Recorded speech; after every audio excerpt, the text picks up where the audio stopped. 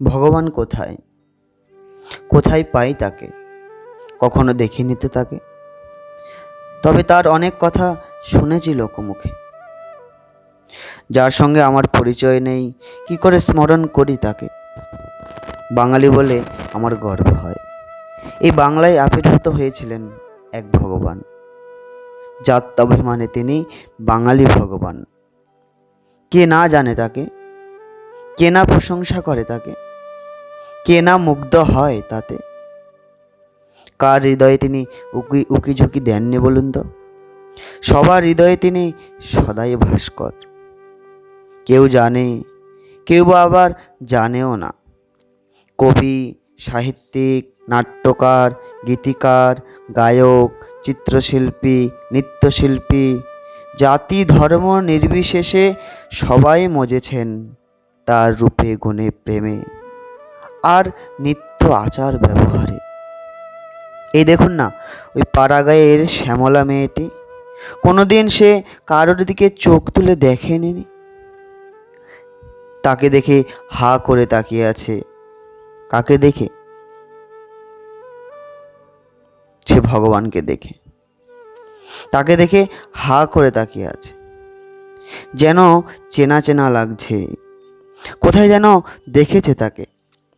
একটু পরেই ভাবলো সে, আরে এই তো, ও তো আমার হৃদয়ে আছে। কি সুন্দর হাসিটা তার, দৃষ্টিটি কি নিরুপম, কি রূপ মাধুর্য ঝরে পড়ছে তার সোনার অঙ্গ থেকে। দুষ্টু ছেলেটি রাস্তায় ছুটোছুটি করছিল, তাকে দেখে দাঁড়িয়ে পড়ল রাস্তায়। তারপর মন্ত্রমুগ্ধের মতো তার পিছে পিছে হাঁটতে শুরু করলো মেয়েটি। কিন্তু কেন, কিসের আকর্ষণে সে নিজেও জানে না। চলতে যে ভালো লাগছে, চলতে চলতে মনটা যে আনন্দে ভরে উঠছে, তা সে হৃদয় দিয়ে বোঝাতে পারল। মাঠের মধ্যে দিয়ে চলছে সেই দুষ্টু ছেলেটি। রাস্তার দুই পাশে ঘাস খাচ্ছিল গাভীগুলো। হঠাৎ মুখ তুলে উপরের দিকে তাকাতেই মোহনকে দেখতে পেল। দেখতে পেয়ে মোহিত হয়ে গেল। ওরা যেন ঠিক চিনতে পেরেছে ছলিয়াকে, গায়ের রঙে নয়, অঙ্গগন্ধে। তাদের দ্বিধান্বিত দেখে ছেলেটি একটি গাছের তলায় এসে দাঁড়ালো ত্রিভঙ্গ হয়ে। গাভীরা ছুটে এলো তার কাছে, নির্দ্বিধায় তাকে আদর করতে লাগলো। সকলে ছেলেটির শরীর লেহন করে, সেও সস্নেহে হাত বুলিয়ে দিল তাদের গায়ে। তারা রোমাঞ্চিত হলো। তাদের চোখের কোণ থেকে আনন্দ অশ্রু গড়িয়ে পড়ছিল আদরের অতিশয্যে। গাছে দুটি টিয়ে পাখি বসেছিল, বসে বসে সেই দৃশ্যটি দেখছিল। তারা এই যুগের সুখসারী। তারাও ধন্দে পড়ে দ্বন্দ্ব শুরু করে দিল। কথাটা কেমন? তারাও ধন্দে পড়ে দ্বন্দ্ব শুরু করে দিল। তখন ছেলেটি তাদের দ্বিধা নিরসনের জন্য গাছের শাখায় তাদের দিকে তাকালো। সুখ আপ্লুত হয়ে উড়ে এসে বসলো তার ডান কাঁধে, আর শাড়ি এসে বসলো তার বাঁ কাঁধে। অদূরে একটা বকুল গাছে ভ্রমর ভ্রমরই গুঞ্জন করছিল আপন মনে। সুখ শাড়িকে দেখে তারাও ছুটে এলো গুঞ্জন করতে করতে। তারা তার মাথার চারপাশে ঘুরতে ঘুরতে বলল, আমরাও তো তোমার।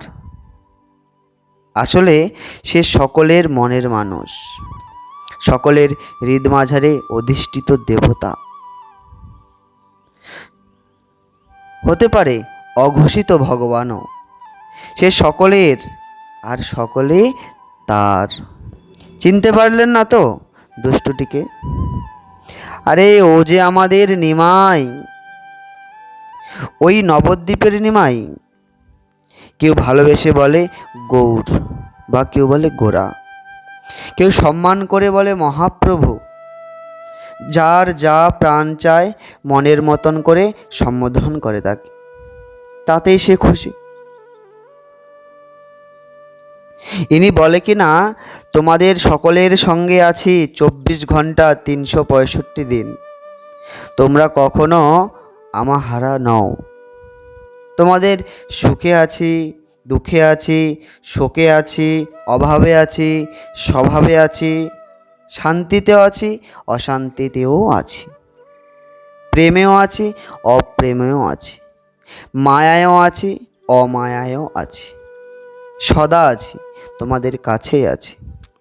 আমি তোমাদেরই লোক, দেবতা করে দূরে ছড়িয়ে রেখো না, হৃদয়ে রেখো, রেখো নিজের করে, আদর করে, সবসময় চোখের সামনে দেখতে পাবে, ছুতে পারবে, গলা জড়িয়ে ধরে আদর করতে পারবে, প্রাণের কথা, মনের গোপন কথা, দুঃখের কথা, আনন্দের কথা বলতে পারবে। আর কেউ তোমাদের থাকুক না থাকুক, এই বিশ্বাসটা রেখো, তোমাদের নিমাই আছে, তোমাদের সঙ্গেই আছে, ইহকালে আছে, পরকালেও থাকবে। নিমাইকে অনিমাই করে বিচ্ছেদ ডেকে এনো না। আদর খেতে ভালোবাসি, একটু আদর করো, বসতে দিও হৃদয়ে, আসনে নয়, সিংহাসনে নয়, হৃদয়ে। জানো তো, ছল করে এসেছি কল করে তোমাদের নিয়ে যাব বলে।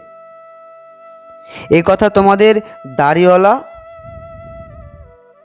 কে?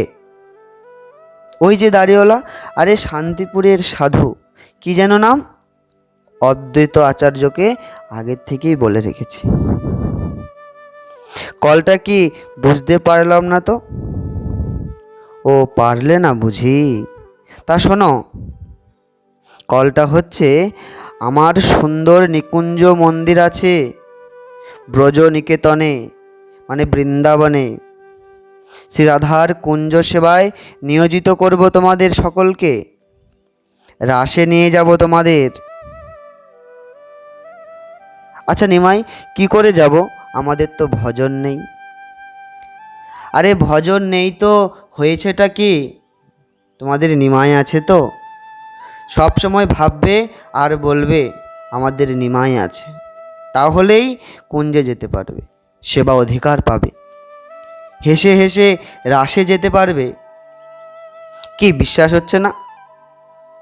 কৃষ্ণ ব্রহ্মচারী, কৃষ্ণ ব্রহ্মচারী, কৃষ্ণ ব্রহ্মচারী বলতে বলতে যদি গোপীরা দুর্যোগে প্রবল তরঙ্গ বিধ্বস্ত যমুনা পার হতে পারে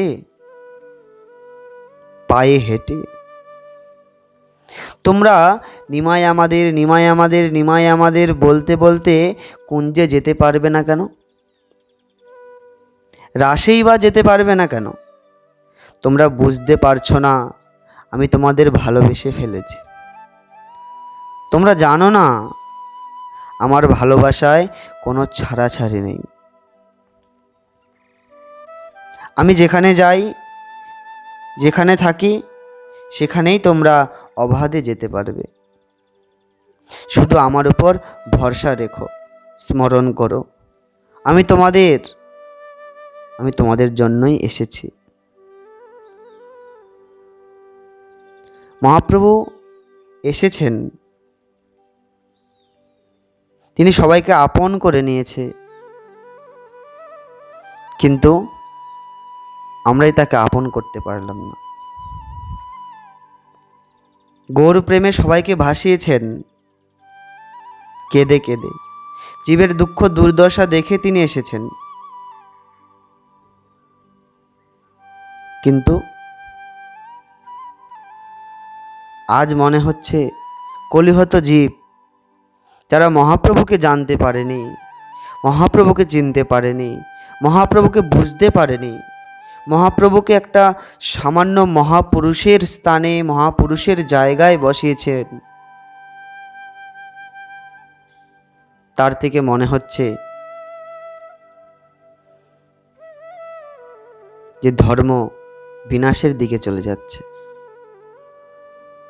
আমাদের সবাইকে মহাপ্রভুকে জানাতে হবে, চেনাতে হবে মহাপ্রভুকে। জয় রাধে।